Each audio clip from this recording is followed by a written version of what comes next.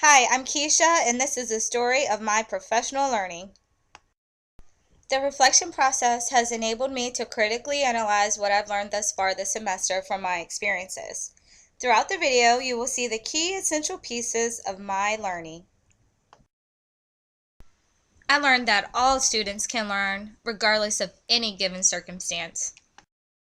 In this video clip, you will see my partner and I co-teaching a social studies lesson on the effects of hurricanes in Florida. Two teachers working side by side has the potential to greatly enhance the opportunity for every student's learning. Content should also be culturally relevant to students. Hurricanes are prevalent in our students' home state, which makes this concept culturally relevant to them. With the help of technology, videos enabled us to reach different learners in the class.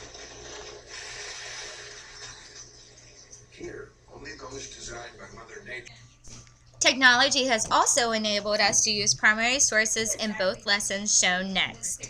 Actually, you can put your hands down. But right now, I just want you guys to think right now.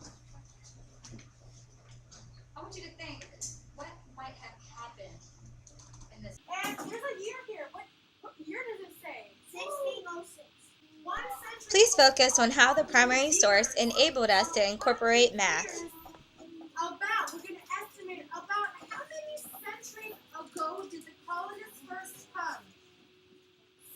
The planning process allowed us to input all of these important components in our lesson. My question says, it says, how do communities change over time? So with everything we learned about a lot of new things. Tell me how the community changed over time. The planning process also allowed us to incorporate strategies, like turn and talk, to assess what students have learned. 1, 2, 3. Eyes on me. I heard some interesting conversations. Alright, what we're going to Among strategies, tools such as manipulatives can be used as a direct intervention for students in the classroom. Here I am next working with a small group of students during math. While I am working with these students, it's important for them to work through problems. Manipulatives enable students to conceptualize mathematical content. Standards of mathematical practice say that students must understand the problem and persevere through it. This is prevalent in the group of students I am working with. I know that it's a straight angle because before when we were talking about it, you said the right angle, which is 90 degrees, and the straight angle, which is 180 degrees, equals 270. It's astonishing to see how well these students grasp the content.